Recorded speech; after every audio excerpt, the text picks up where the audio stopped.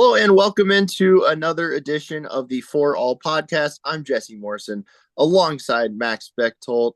And Max, we have some big news to talk about. Mollie Marcoux Samaan, the LPGA commissioner, is going to be stepping down on January 9th. Just your initial thoughts on her stepping down. Yeah, this was a big shock to me. I mean, I was there at the CME Group Tour Championship. I was in her press conference. There was no indication that this was coming. Obviously, she knew at the time that this was at least probably going to happen. I think you planned this out a little bit in advance, but there was no indication. And so this was a big shock when the news dropped. And I think Mollie Marcoux Samaan is one of those people that very few will accurately report how her tenure actually was. Because I think there's a big tendency to go to the extremes. Either she was super successful or she was a failure. And I think it's a little bit of both. You saw the LPGA grow a lot in viewership under her time, but the question remains, and we've talked about it on this podcast before, is it growing enough in comparison to other women's sports? Is it growing at that kind of rate that you'd like to see? And I think there's questions about that. I mean, I think bringing in Caitlin Clark was a great move. I think they've handled Nellie's superstar, resurgence kind of. I think they've handled that pretty well. But the question is, could the LPGA have taken the next step under Mollie Marcoux Samaan? And she mostly liked to tout her growth of the league from 2021 to now. I think the question is in the last year specifically, has the LPGA grown enough? And I think that's where she'll be judged ultimately, because I do think the next LPGA commissioner is going to come in like, let's really, really market these superstars. Let's try to get better TV coverage. Let's try to do these things that I think at times people think the LPGA lacks. So I think it's a little bit of a complicated legacy, but it was definitely a shock to me. All right. And she released a statement with the LPGA position for continued growth. It's time for me to have more time to cheer on our three amazing children as they live their dreams while I continue to pursue my passion for building leaders, uniting communities, and creating value through sports, particularly women's sports. What do you make of that? I mean, she's basically just saying that she wants to spend more time with her family. It probably goes deeper than that. I think it's a little bit of both. I mean, look, LPGA commissioner is a demanding job, and she certainly hasn't made it easier on herself. And I say that as a compliment because I know she's out there on site at these tournaments week in and week out. I mean, this isn't just a full-time job. I mean, she's traveling pretty much every week of the season. I mean, from what I've seen of her, when I've been to tournaments, she's there. I mean, you can see her there, and she's very present. I mean, she's probably spending 2, 3 days a week at home for most of the year. I mean, I kind of do buy that she wants to spend more time with her family because it has to be very little. That being said, I also think there's some pressure on her. I think there's some criticism of her that maybe push this a little bit faster, kind of hit the accelerator on it. Yeah, and she grew the prize money by 90%, 23.4 million in 2021. Next year, the majors are going to offer at least $47.8 million in prize money. Now, there's also been inflation, so like you could also just point that out. Since 2021, prices have gone up everywhere, and pay has gone up for But people. The minimum wage has been raised in Arizona like every year, or where we live in Arizona, like every year, since like 2022 or whatever. So, I mean that's also just, I think, partially due to inflation, but but again, like it's still like I good. said earlier, she likes to bring up her numbers compared to 2021 a lot, and then you just read off a 2021 number. It's like that's she likes to compare over 4 years, not necessarily year over year. And the LPGA has grown in the last year a lot, but it's a little bit telling that she keeps on going back to 2021 and that all of the stats that she likes to go back to are 2021. Which was when inflation hadn't quite yet ticked up the way it has now. Yes. And then Liz Moore, she will be taking over as the interim LPGA commissioner, chief legal and technology officer. Just what are your thoughts on her? Do you know much about her? Like, do you think she could be a permanent replacement eventually, or is this just a stopgap thing? I don't know a ton about her, but what I know is that she was very heavily involved in the digital media of the LPGA Tour, which has really taken on a transformation over the last couple of years. We see a brand new website from them this year. Their social media accounts have definitely taken a step up. And that's been a concerted effort from the tour. So I think that's part of it. Also, the legal stuff. I mean, we're not really going to get into it right now, but the LPGA just announced new gender policies for the tour relating to transgender athletes. I don't know, having someone with a legal background might be a good idea with those new regulations. So I don't know if she's a permanent solution, but I do think it makes sense why she got the job right now. And and what do you think is the number one priority for the next commissioner? Because in my opinion, it's I think butts and seats. Butts and seats. Well, It's butts and seats because ratings are good, the money's up for sure.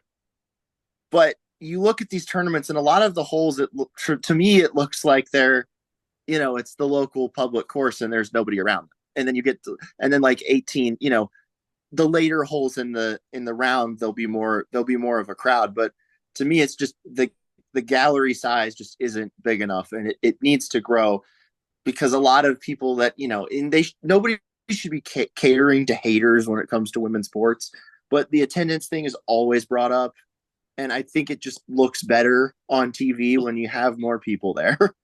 I think it's a cause and effect issue here. And I do think the number one priority needs to be TV coverage. 100% needs to be TV coverage.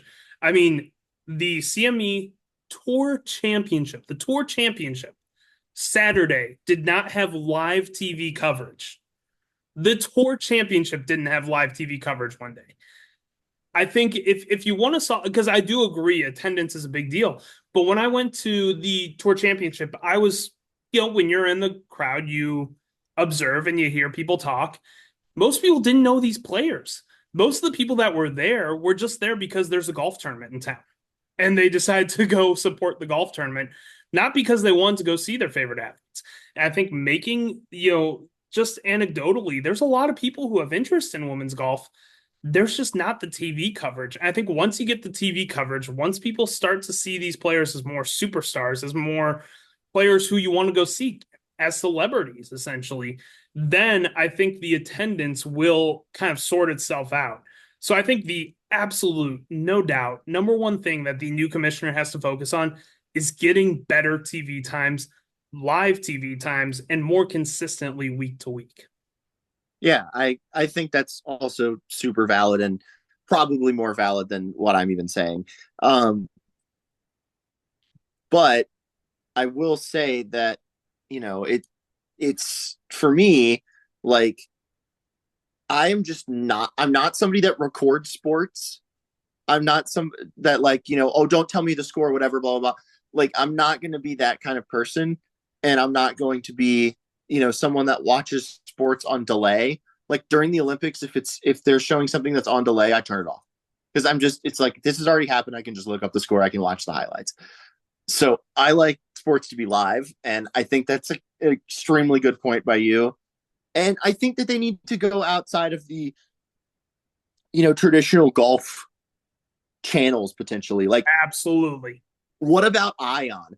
Ion has been all in on women's sports, NWSL, WNBA. Like, that would be a great place because I'm sure Ion would rather have LPGA golf than another rerun of Psych. Well, and I agree. And just to piggyback off that with a different outlet, I mean, I talk about Peacock a lot. And Look, I get that it's not live on broadcast television, but if every single week there was an LPGA tournament where 6 hours of it per day were broadcast on Peacock, that would be huge. That would be way more valuable than their 2 hours on Golf Channel. I mean, so if they could just utilize some of they have partnership with Peacock. They have tournaments broadcast there every week. Why can't we get more expanded hours on Peacock? And even if that's the primary home of the LPGA, even if it's not on TV, at least there's a consistent place that you can go to watch women's golf every single week. I mean, the problem is there's no consistency. It's different times every week. It's sometimes you get 2 hours of coverage, sometimes you get four, sometimes you get zero. It's just finding some place where there can be some kind of consistency is so important, in my opinion. Here's my idea, and this is a silly one, but they should go to the CW and outrate live. I mean, look, the CW is getting legitimately into sports. I mean, they have college football, college basketball, they have live golf. I mean, why not? I mean, that is a place to get live TV coverage is the CW. I mean, I don't think they're going to go away from NBC Golf Channel, which is why I do think that Peacock. And I'm not saying they should. Yeah, that's why I think Peacock is probably the most logical solution. But hey, if you can get good hours on the CW, I agree. Why not try for it? Yeah, because like if you look at the PGA Tour, they're also on CBS in addition to the Golf Channel and NBC, and their other outlets, ESPN Plus. Like ESPN Plus, that's another option. I know they're kind of already with ESPN Plus, but they could expand ESPN that Plus, as well. ESPN Plus has done a nice job. I mean, I wish there was a few more weeks of the year, but I get it. They're not a direct partner of the LPGA Tour. So I do understand that it's a lot of money to send crews out there. I mean, I'm going to talk about, anecdotal experience. When I was out there at the LPGA Tour event, they had a cameraman teaching another cameraman how to shoot it while the event was going on. Like, he was training him as it was going. So I get that ESPN doesn't totally have the resources to do it right now. But I agree, in the future, that's a legitimate option. Yeah, and they borrow F1 coverage from Sky Sports. Mm-hmm. So, they could do something like that where, like what they're about to do with Inside the NBA, which is they're just going to pay for basically Turner to be on their network or whatever that plan is. But I don't think it's going to say ESPN on the microphones, and it's just going to be Inside the NBA like we've always watched. And I think that they could do something like that with ESPN Plus, where they, some other network is putting it out and they're picking it up. So I think that would be an option. All right, Max, we should move on though. Yes. Couple tournaments this week, or this past week. Carlota Ciganda won the Spanish Open. That's an LET event. Jie Shin won the Australian Open. That's a something event, as you described it, basically. What do you make of both of those players getting wins? And it was really cool for, I'll make a point real quick. It's really cool for Carlota Ciganda to win the Spanish Open as a Spanish player. Yeah, I mean, Carlota Ciganda has found a lot of success in Spain. I mean, I think she's very clearly motivated and kind of spurred on by her hometown or home country fans. You look at the Solheim Cup last year, she's won this event before. And I just gotta give a shout out because she's Sun Devil like we are, and the day that drops is the day of the Big 12 championship. So go Devils! I'm sure Carlota Ciganda will be somewhat tuned into that. Great win for Ciganda. I mean, one of the great European Tour players of this time. She hasn't had quite the success on the LPGA that you'd kind of expect her to have. I mean, for such a consistent player who's kind of been at the top of leaderboards a lot, been in Solheim Cups. I think she's only won twice on the LPGA Tour, which is just kind of mind-boggling. Obviously is kind of at the center of a lot of the pace of play discussion. One of the slower players on tour. I don't think that's a secret to anybody, including herself. But yeah, great win for her in her home country.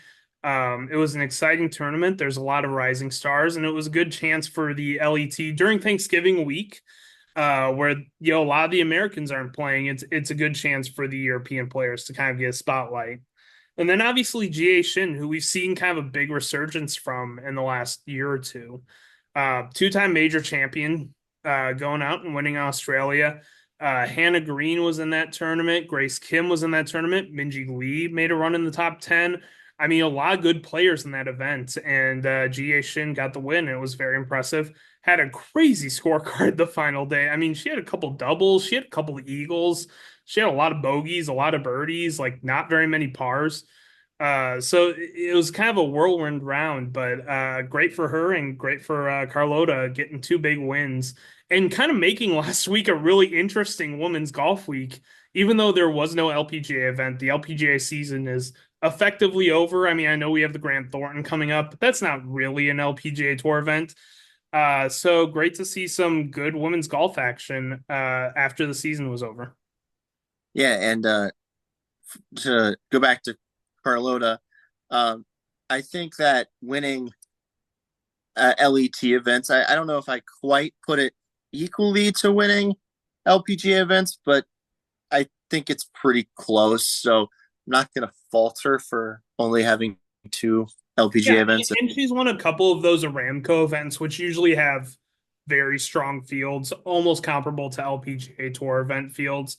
So she's a great player no matter what. I mean, like, you can't take away her career. It's kind of surprising how little she's won on the LPGA Tour. It's kind of like an Ian Poulter situation where when you look at Ian Poulter has like one PGA Tour win, but he's got a ton of European Tour wins. And so it's kind of the same situation there.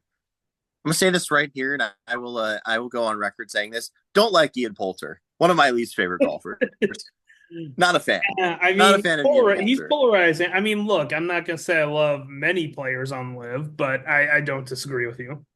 He's at the bottom. Yeah. Not a huge fan of him, and that Netflix show did not do him justice either. Oh, I totally agree on that. I think of all the players on that tour or on that show, he came off the worst. But anyway, also Carlota with the speed pace of play. You know, she did live in Arizona for a while. You know, it's a lot of older folks, and she probably was just waiting behind them. Yeah, so she got accustomed to playing slow. Possibly. All right, Max. Now we get to we're actually saving the best part of this podcast for last. Oh, good Lord. Because we get to make fun of Max for bad predictions. Yeah, there were some bad ones this year. All right, we're going to go through who Max had as far as breakout player preseason, who ended up being the breakout player, comeback player preseason, who ended up being the comeback player postseason, player of the year, who Max picked, and postseason. The player of the year one is pretty egregious in my opinion. Max. Horrible. I was all right. Go through these. Let's start with the breakout player in the preseason. Who'd you pick? So my breakout players preseason were Aditya Ashok, Yuna Nishimura, Alexa Pano, Selena Borga, and Gabby Ruffles. Not a lot there to say. Gabby Ruffles had a solid year. I think she will probably be on my breakout predictions again next year. But she had a good rookie year. I believe she finished in third or fourth for the rookie of the year. So look, she was solid this year. I think she's a little bit more of a long-term play. I do think eventually she will be kind of a, maybe not even a star on the LPGA Tour, but kind of a borderline kind of star player. And Alexa Pano had her moments this year. She almost made the Solheim Cup team. I think she was probably the second person left off. So there was something there. But Aditya Ashok was really a non-factor this year. Yuna Nishimura, I really thought would kind of get some momentum from that rookie year, and she just didn't. And Borga is so talented, but just didn't really have much going. All right. Who ended up breaking out, though? So my postseason, and there's more descriptions, more explanations for all of these awards up on the site right now. I'll do the plug right now. But I had Sarah Schmelzel, obviously, kind of surprisingly made the Solheim Cup team. It was a little bit inconsistent throughout the year, but really was strong early in the season. Almost doubled her top 10 finishes mark this year. And so great player who really had a nice season. And I think will continue that. I think it's sustainable. Mal Saigo, obviously the rookie of the year. I think she can take the next step next year. Again, I think she could possibly be a breakout candidate again next year, where I think she could possibly get up to the kind of Gino Titakun, Heiran Yu, Roning Yin, that level that we always talk about. I think Mal Saigo could kind of take that next jump next season. Heiran Yu, I mean, how much can you say about Heiran Yu? For a time, looked like the best player on tour. Only won once, but was just finishing in the top 5 literally every week for a while. Came in second for the Vera Trophy. Speaking of the Vera Trophy, my number 2 was Ayaka Fudaway, who won the Vera Trophy. Has been a great player for years on the LPGA Tour. This was really the season, though, where she took that next step to being one of the just flat out best players on tour. Again, won the Vera Trophy, won her first major title at the Evian, and just had a fantastic season. And then, of course, number 1, like our first few weeks of the podcast, I think we're dedicated to like one player, and that is Lauren Coughlin, who came out of nowhere to just be one of the great stories of the LPGA Tour. Won 2 events. She'd never won in her like 4 years on tour before that. Doubled her top 10 mark. Just a terrific season. Easily the breakout player, in my opinion. All right. Comeback player. Go through what you had and what ended up happening. So I had Lizette Salas, who I will give myself a break on because I thought she was going to come back from the injury and have a nice bounce back season. She's kind of still injured. So I will give myself a little grace there that she's still injured. That's most Mulligan. Mulligan. Yes, exactly. Maybe next year she'll come out and have a great comeback season. I had Jennifer Kupcho, who had a nice year. I wouldn't say it was a full-on comeback season. But again, she made the Solheim Cup again, which I thought was kind of in doubt coming into the year. And had some nice finishes, especially in the middle of the season. She had a couple top 10s.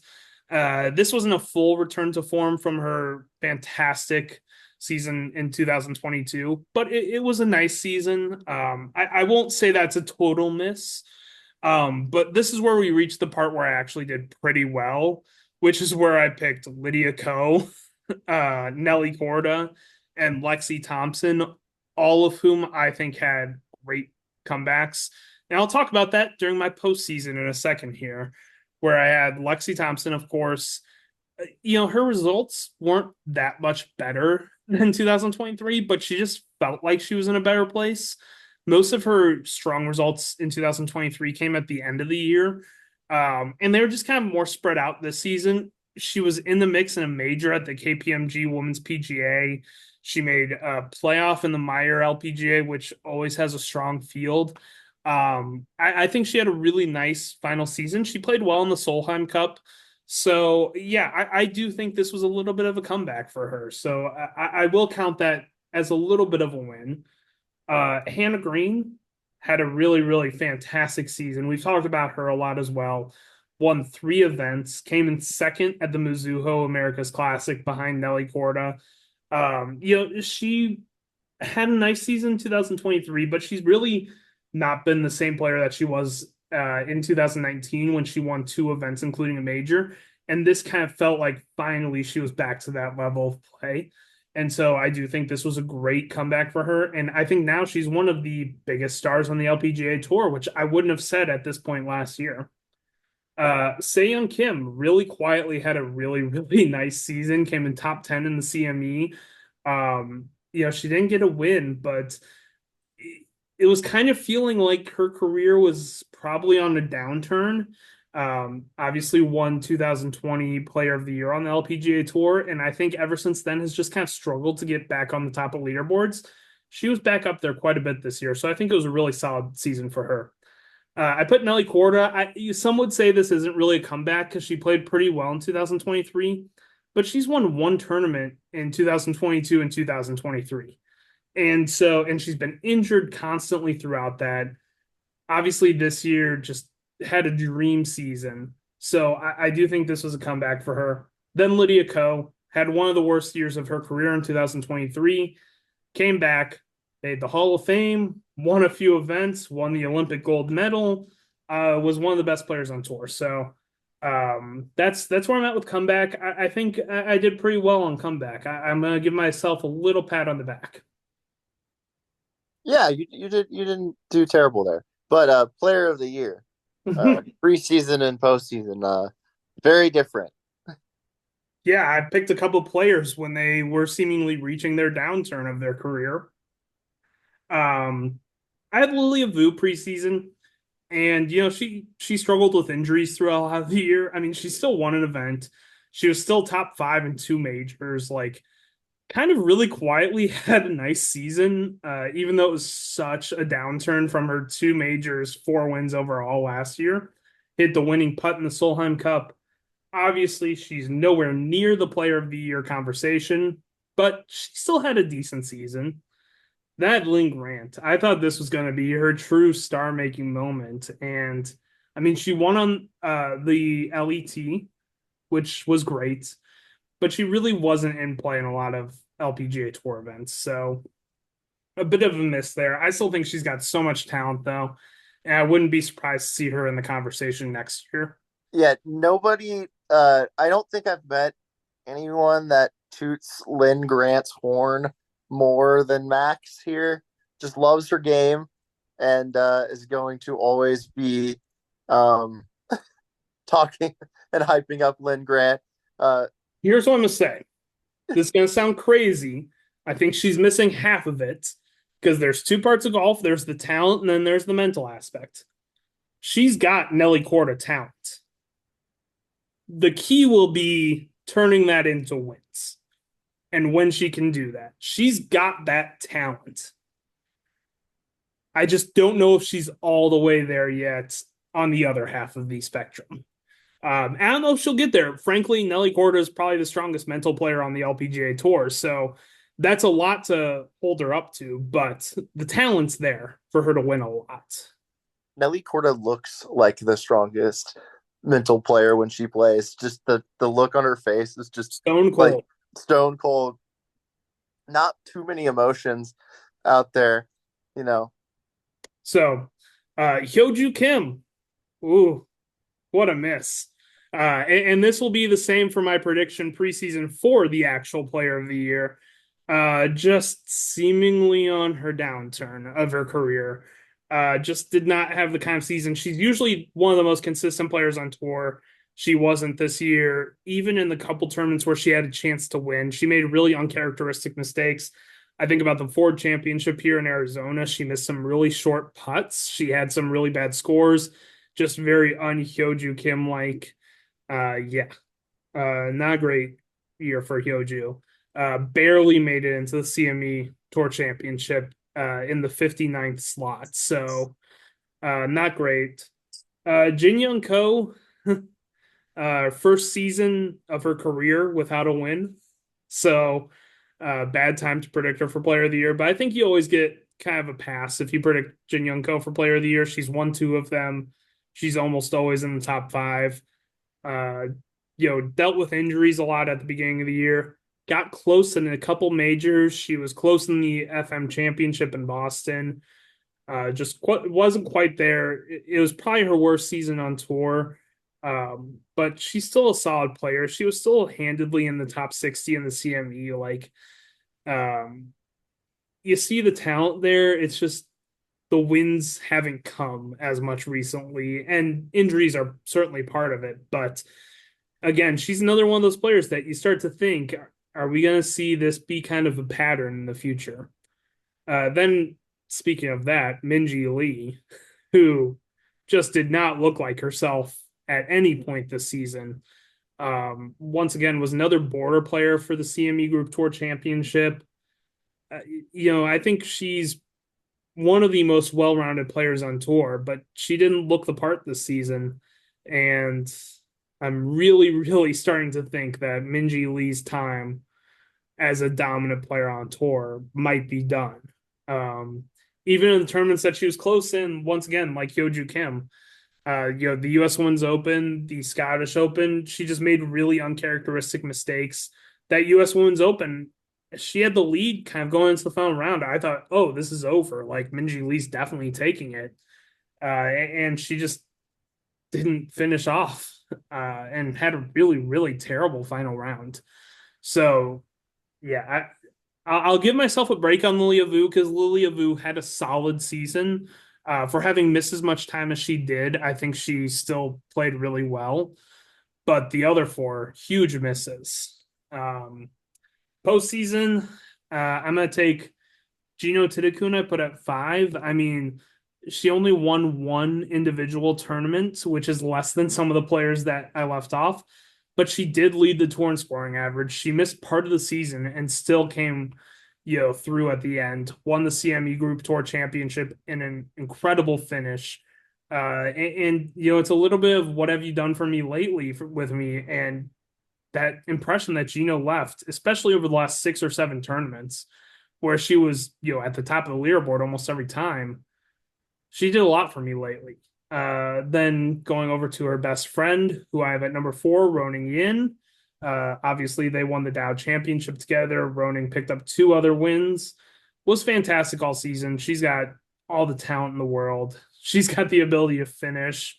I think Roning Yin, if you're planning to make a bet for next year's Player of the Year, I'd put some money on Roning Yin probably. Hannah Green, I have a 3. I value wins a lot, even though Hannah Green wasn't maybe as consistent as a player like Heyron Yu or Ayaka Fudaway. Hannah Green won 3 times, and those wins, don't lie. She almost won again at the Mizuho. The only player she lost to was Nelly Korda, who was just on an all-time streak.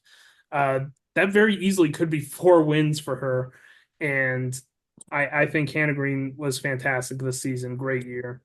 Obviously, the top 2 are Lydia Ko and Nelly Korda. I think we've talked about them a lot. They both had incredible years.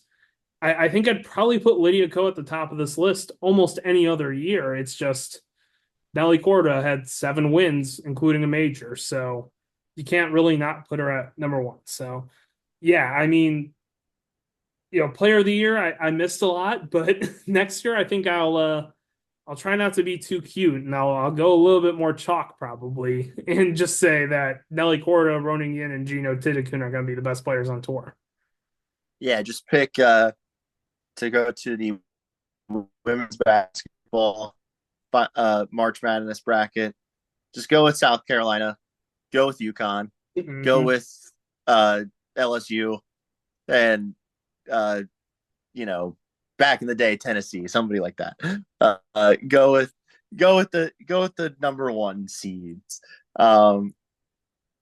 Anyway, though, I will give you a little bit of a slight here not slight. I will give you a little bit of a break here because Lydia Ko was not coming off a great season, and Nelly Korda had some injuries and had won once in 2 years. So I will give you a little bit of a break there. I had both of them for comeback players, so I thought that they'd have better years.